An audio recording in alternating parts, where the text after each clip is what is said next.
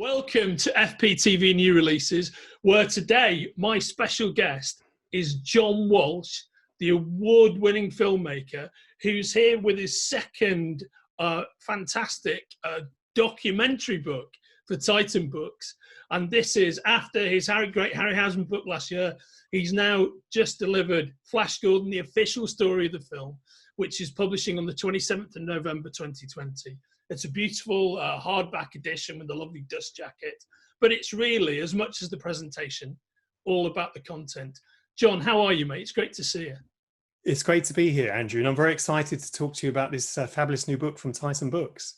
Yeah, and yourself, and I'm very excited to hear all about it. So, John, tell me, what was the genesis of this? And by the way, I'll just mention what I said off camera, which is I'm legit a huge Flash Gordon fan, and when I was a kid, I actually used to have the quad poster in my bedroom. I've always loved this movie.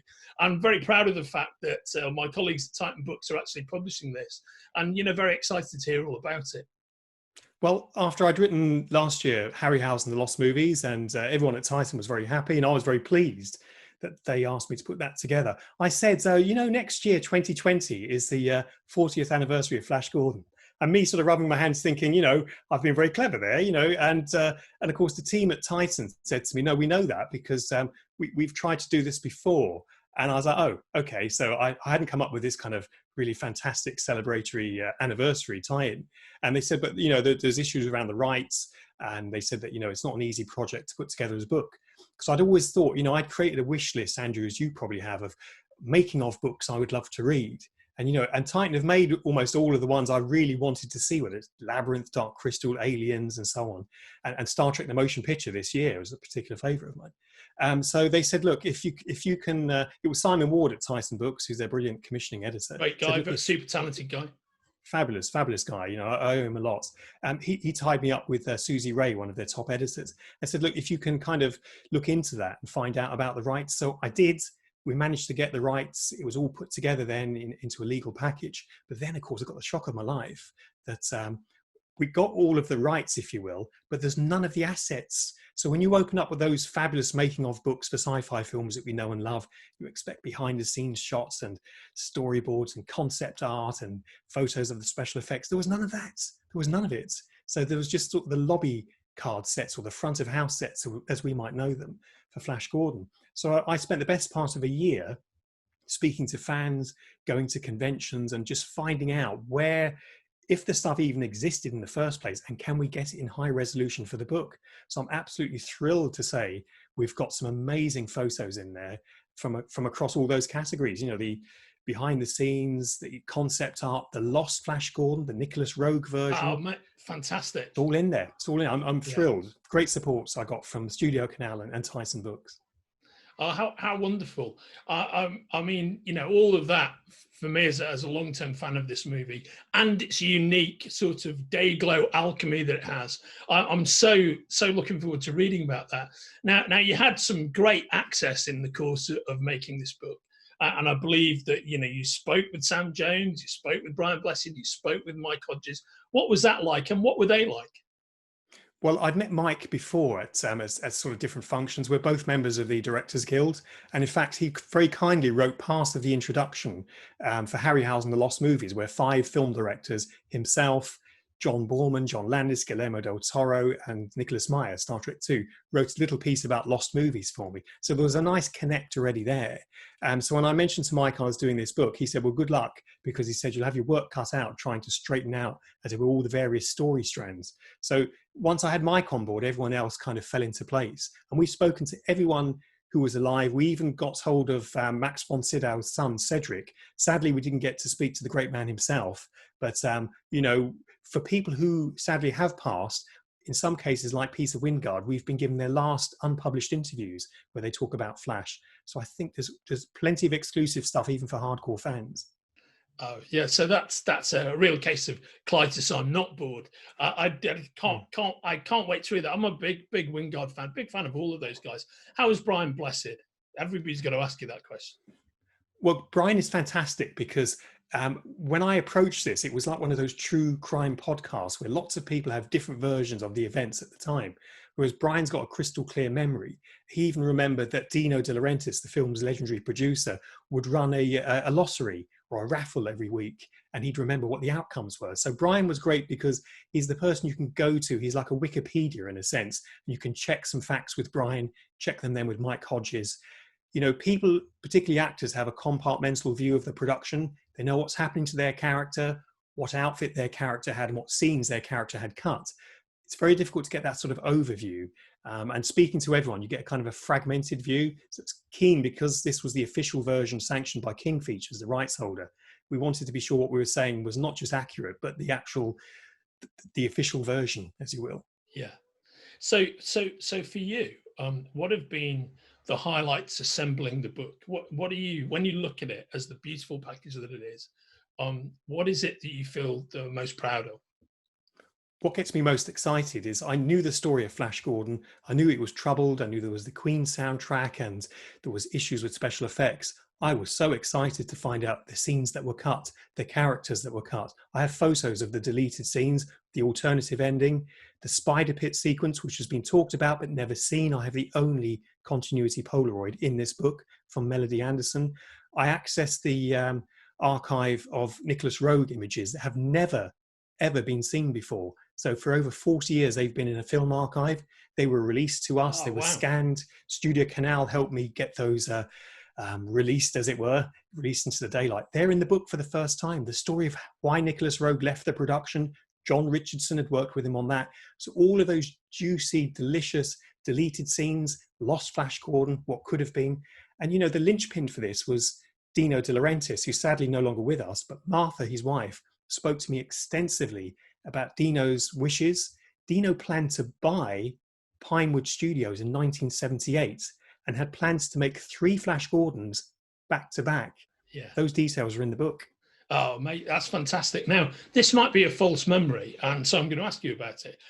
The only thing I have clear in my mind about the Nick Roeg version is I seem to recall seeing a sort of production design image, which is a visualization of Flash and Dale and Zarkov working in their respective laboratories, one on top of each other. Does that ring any bells? Yes, it does. Yes. So there was early storyboards that were done for the Mike Hodges version. And I think it may have been cut from that, because as Mike hammered through 17-week shooting schedule, which sounds like a lot, but not for a major motion picture like this with special effects, that would have been one of the scenes that would have been first either cut or combined with other sequences. So I suspect that was from the storyboard set from the filmed version. But the Nick Roeg version, the family retained all the materials and they donated them to a film archive. And so when we got those out, they hadn't even been photographed. So they'd had to be photographed for the first time. So we were pretty confident then that they hadn't been seen before. But, you know, we could have left those out, Andrew, and people would have been none the wiser. But I just felt that, you know, I really want to make sure that no stone is left unturned. It's a 200-page book. And yet I've had to do but I've done a podcast series to accompany it, where I speak to people at Studio Canal, speak to the props people, because to be honest, had I spoke to everyone, it would have been a 1,000-page book. You have to, at a certain point, decide what's the definitive story of the film from the time. So people said to me, have you included Ted? Is the merchandise in there? And early on, I thought, well, you know, if we get stuck, we could include that. You know, like they said in Jaws, we could have done with a bigger book. Yeah. It's fabulous as it is. It couldn't be better. I'm so thrilled. Yeah, I'm so pleased that you feel this way about it. I mean, I really, for all the reasons we've just said, we just talked about, I can't wait to read it myself. How did you find Sam Jones when you met him or spoke with him? Sam was great. And, you know, I said to Sam, I introduced myself. I sent him a copy of my first book as a sort of a calling card. Then we got started on the stories because, of course, Sam and Brian Blessed have been champions of the films for years. You know, Mike Hodges doesn't really go to Comic-Con. For him, it was a rare opportunity to be a gun for hire for Mike Hodges. So it wasn't one of his films, if you will. So Sam and Brian were carrying the flame. Sam had difficult times on the film. He had a run-in with producer Dino De Laurentiis. He left the picture early. He didn't do the publicity rounds, which he should have done under his contract. It all ended up in a terrible legal kerfuffle. The full details are in the book. And, Sam now regrets what happened, of course, and he's very much at peace with it. But I was able to say to him, Sam, did you know this? The deleted scenes, the sequels, what was planned, what was cut. And he said, this is great. He said, I didn't know any of this. He said, I speak so often at conventions. I'm always looking for something new to say. So now Sam, he promised me when he gets the book, he'll do a little Zoom review with me. And so I'm Oh, hoping, that's wonderful. yeah, Yeah. I'm hoping that he'll tell me along with Brian, what are the things that most surprised him. And Yeah. I tell you from the get-go, there's at least 20 things he didn't know, because to be fair, why would he? Yeah, no, of course. I must admit, if I've had one wish, and I think I think this wish, this can't be granted anymore. But if I had one wish about Flash Gordon, is that at some point somebody had gone back in and allowed Sam to redub his vocal with his actual voice, which is frequently an octave deeper than the voice you hear in the movie. I think that would be an amazing thing to be able to see. I imagine his voice has aged out a bit to be able to do it now, but I would love to see that version of it with the Sam Jones vocal all the way through. Yes, I mean, for people who know about relooping and redubbing films, often the sound that's recorded, even on a soundstage, becomes a guide track. And it's not because the quality is bad, but the sound changes in perspective when the camera and microphones are moved. So to give it that more encompassing continuity, then actors reloop their dialogue. So of course, Sam was unavailable because he'd left the production. So it wasn't that his performance was bad, it was that they needed, in some instances, Sam's voice is there in some places. In some instances, they needed to loop him. Actually, it was with more than one actor reloop Sam. And it's a shame, but, Sam's at peace with that now. And I think, he very much embraces the film. But had he had his time back again, I don't think he would have got into a punch-up in Soho with football hooligans that put scars across his face, and a furious Dino De Laurentiis enters a London hospital A&E to find that his movie star is about to be stitched in the face 2 days before principal photography. Amazing. Now, for you, John, what is it about Flash Gordon that has spurred you to create this book, and why are you such a fan of the movie? I'm an enormous sort of fanboy and geekhead when it comes to special effects. So for me, I love Superman the movie. I truly believed a man could fly. I was agog when I saw that in 1978, 79. And so when Flash Gordon was coming along, they said there's going to be 100 Hawkmen flying. I thought, wow, this could be like Superman times 100. It wasn't, but I was still fascinated by the special effects, spaceships, how they were flown, motion control, all of that rather scientific, technical side of things, motion control and so on. I mean, in my other sort of walk of life, I do a lot of charity work for the Ray and Diana Harryhausen Foundation. Of course, that's a special effects form of stop motion animation of Sinbad, Jason and the Argonauts, Clash of the Titans. So when I started making films myself on Super 8, I started in claymation. So I'm very interested in special effects. Yeah, no, I agree, and it's got a kind of lush technical beauty to it that few science fiction films have. I mean, I think just the background that you've got as you're talking to us now, that's completely emblematic to me of Flash Gordon. It's the pink, the purple skies. It really does stand alone, I think. As a science fiction movie. And did you get any access to Dalton at all? Because it's always been noteworthy to me that he's the one person walking through that film delivering a completely straight performance. Yeah, and he's all in on Prince Baron. It's such an amazing performance to watch. Did he get to speak to him in any way? Did he have any contact with him? No, not directly. We did have some anecdotal stuff and some unpublished thoughts and comments. And through Edgar Wright, we got some stuff as well. So he does have a presence in the book. It's a shame he wasn't able to speak to us directly, but I believe that's been the case for different roles he's played, including more recently for James Bond. Yeah, Bond but, as well, yeah. Very few of the actors had anything strikingly new to say. Yeah. Of course, it's the official version, so it had to go in. But for me, finding the special effects people, getting hold of the blue screen plans, unpublished special effects photography, the matte paintings, which had never been seen separately at any time, they're in the book. So it really is a kind of a who's who of all of the technical aspects.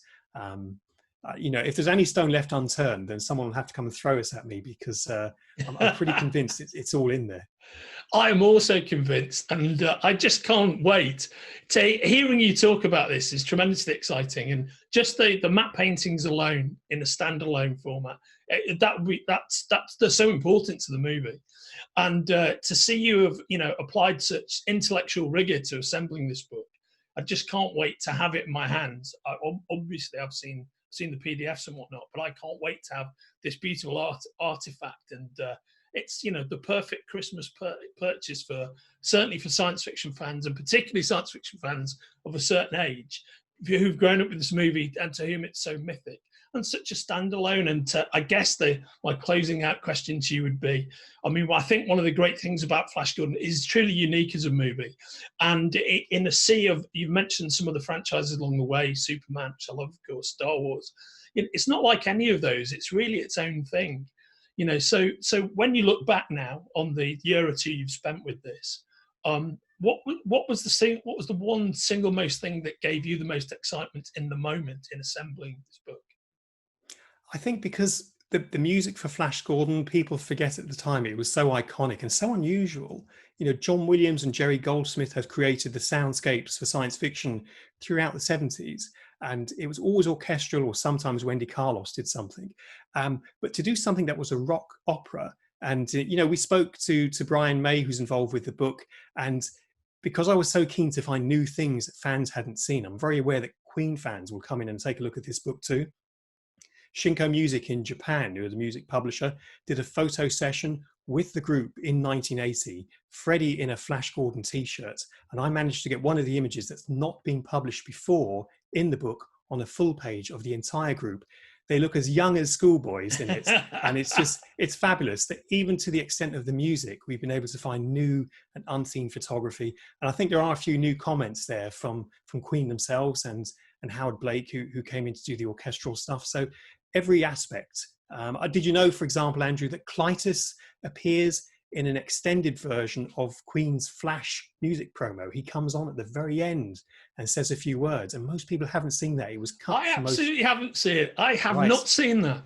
You will hear. Oh, so fantastic. I can't, I mean, that's worth the price of admission alone, as they say. I mean, what I love about that great Flash theme tune, of course, is really the brilliance of it is all down to that one great power chord on the keyboard.